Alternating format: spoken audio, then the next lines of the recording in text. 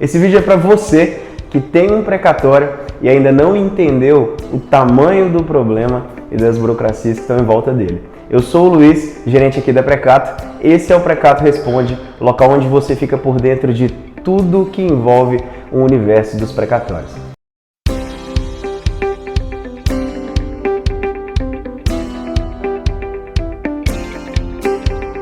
É conhecido que os precatórios vêm ganhando cada vez mais popularidade, cada vez mais notoriedade no cenário nacional, e é importante a gente esclarecer para você, credor, que aguarda numa fila de espera por toda a incerteza e por toda a questão que envolve o seu direito.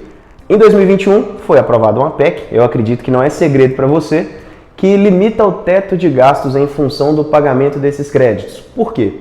Existe todo um meteoro, assim foi chamado na época, em volta do volume de processos expedidos e que isso gera implicações nessa incerteza. Mas será que você está ciente dessa incerteza? Será que você está realmente por dentro de tudo que envolve a PEC e o que foi aprovado por ela? Eu vou te explicar de uma forma simples, de uma forma que você entenda sem muito contexto jurídico, para que no fim das contas você tenha capacidade de tomar a melhor decisão de ou eu espero por essa incerteza ou eu decido negociar o meu precatório, por exemplo, através da cessão de créditos. Bom, o primeiro passo é, a PEC ela foi um limitador do teto de gastos. Nesse vídeo aqui você consegue aprofundar mais em tudo que foi aprovado, em todo o contexto, mas eu vou trazer aqui tópicos importantes para você avaliar essa tomada de decisão. Afinal, esperar, analisando matematicamente, por exemplo, a oportunidade da antecipação, não é o melhor caminho em virtude de tudo que está acontecendo hoje em volta do seu processo. A PEC basicamente existe um salto muito grande em tudo que é expedido, por exemplo, em direito creditório, em dívidas ativas da União com credores, pessoas e empresas, e que esse teto limitador é porque o governo não tem condição de arcar com todas essas dívidas. E o grande problema disso é o efeito bola de neve, que no médio e longo prazo inviabiliza o pagamento. Por quê?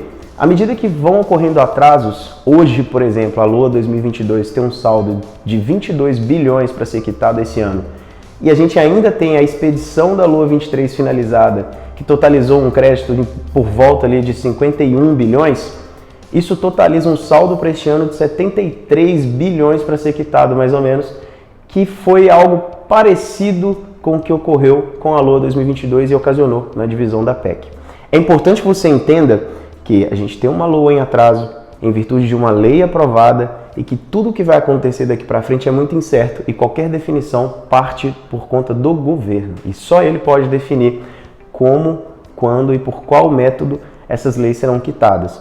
Agora imagina isso no médio e longo prazo, o efeito bola de neve acontecendo na prática. A PEC ela trouxe algumas medidas para evitar que esse teto de gastos, por exemplo, se torne de fato um grande problema lá na frente.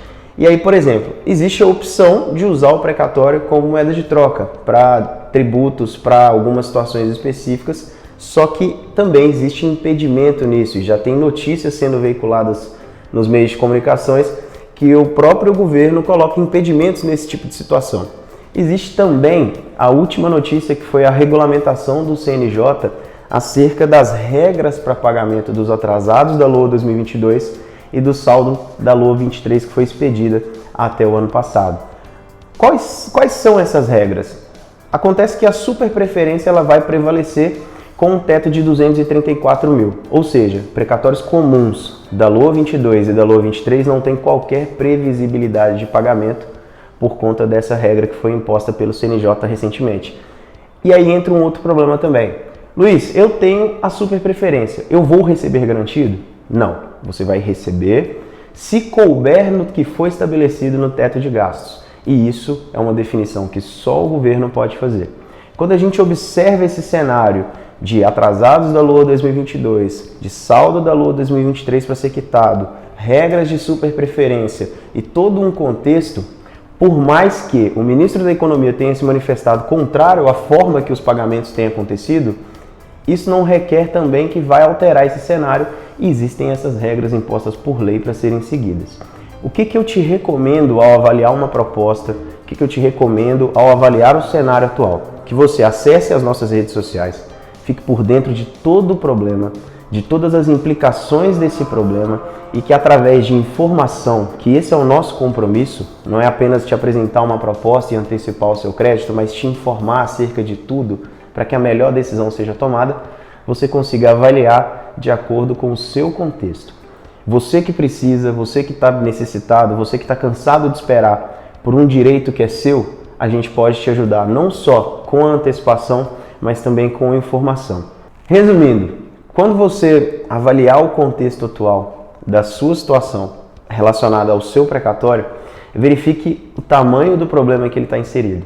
A PEC, o teto de gastos, as implicações da PEC, as ferramentas que ainda não são tão claras e tão eficientes para poder contornar esse efeito bola de neve e também essa última notícia oficial do CNJ. Por quê? Porque aí você tem insumo para considerar tudo isso em volta da sua decisão, de esperar pela incerteza ou de ter acesso imediato ao seu direito com quem tem expertise técnica e empatia pela sua situação, com muito respeito ao que o precatório representa para você.